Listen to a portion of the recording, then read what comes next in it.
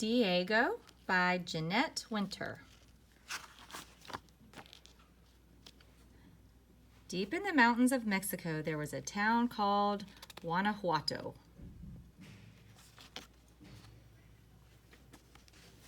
And in Guanajuato, there were two happy parents. They were happy because they had twin sons, Diego and Carlos. But Carlos soon fell ill and died. He was not even 2 years old.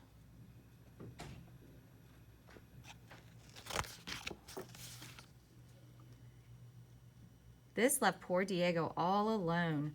Then he fell ill just like his brother. The doctor told his parents he should have a nurse. They found a woman named Antonia. She was an Indian healer.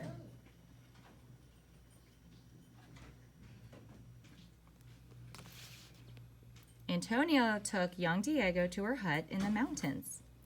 There was fresh air, there was sunlight.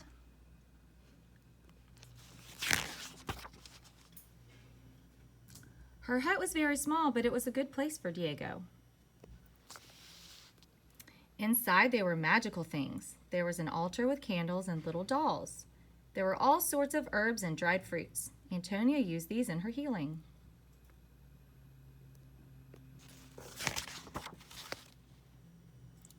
Even while he slept, Diego breathed the vapors of her medicinal herbs. During the day, he played in the jungle. The animals were his friends.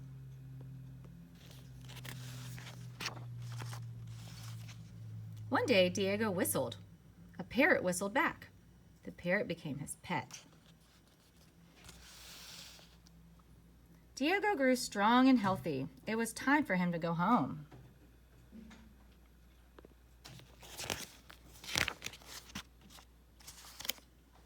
For a homecoming present, his parents gave him some colored chalk. Diego drew everywhere, even on the walls. He loved to draw so much, his father made him a studio. The walls were covered with blackboards. Diego drew and drew and drew, making murals that covered the whole room.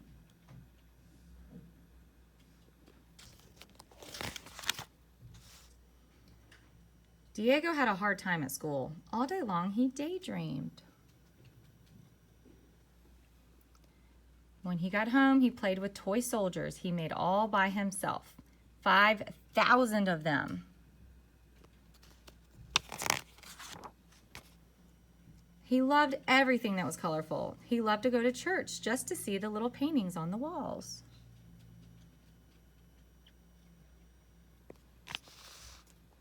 His parents finally sent him to art school. He was several years younger than any of the other students. It was an honor.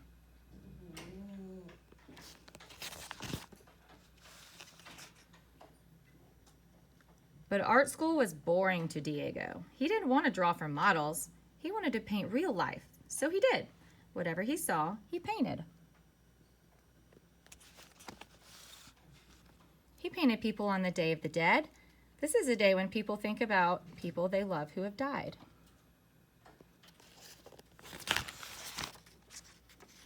He painted people at the fiestas.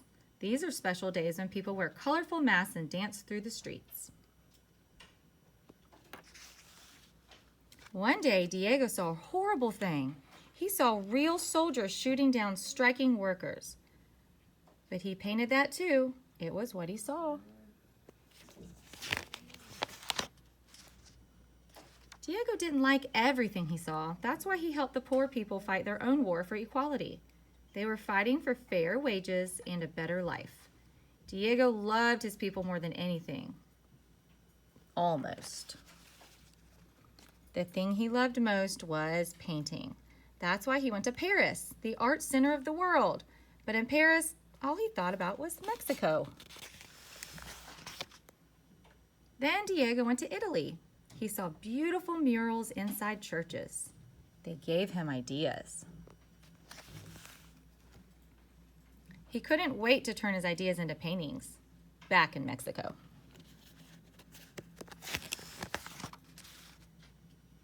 That's when he started painting the murals that made him famous.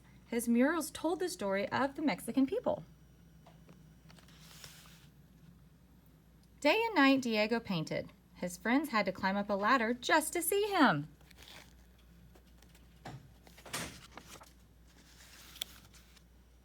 One day, he got so tired, he fell asleep. Diego fell off the scaffold.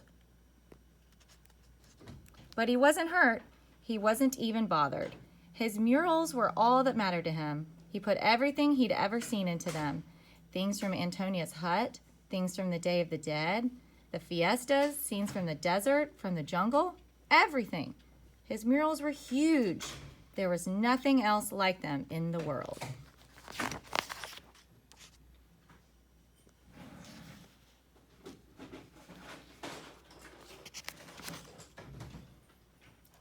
Diego Rivera became a famous artist. His paintings made people proud to be Mexican. They still do. The end.